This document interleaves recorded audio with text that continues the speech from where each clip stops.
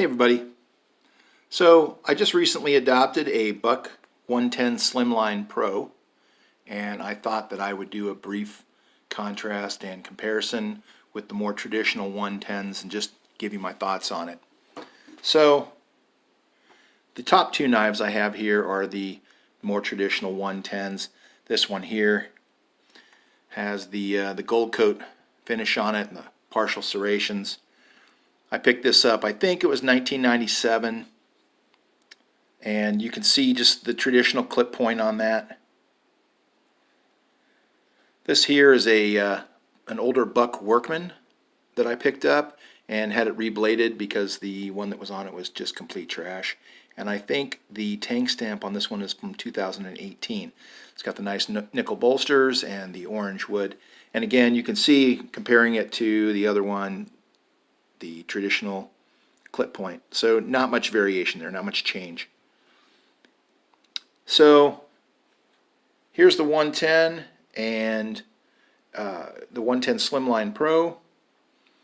And you can see that in the profile, it's a bit different.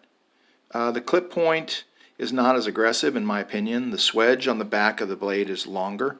The thickness of the blade appears to be the same. The weight is definitely, it's a lot different.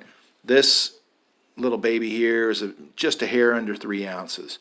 And it sits nice in your pocket with this deep carry clip, and you really, it's easy to forget that it's there. So I want to give a shout out to Nick Shabazz. He did a really good video review on this knife. One of the things that he had an issue with, of course, is this ugly ham-shaped clip on the back, and I have to agree, it is ugly, but it sits well in the pocket. It's a nice deep carry clip, and what are you going to do? The other issue that he had with his particular knife was he said that it was gritty when he was closing it or opening it. I have not had that experience with this particular knife, so hoping his was just a one-off and it's you know, not going to be an issue for somebody else who buys one of these. The Micarta comes in green and brown. This is supposed to be the green. There's also a black G10. I was concerned about the Micarta not having any steel liners, about the strength of it, but I think as long as you're not using it as a pry bar, you're probably okay. I've been very happy with it so far. Again, it does have the S30V steel, and I'm happy with the purchase. This works out to be about twice what you would pay for a traditional 110. The other knife I have here in front of us is the Buck 722 Spitfire. And this also has the micarta handles with a nice red aluminum spacer here.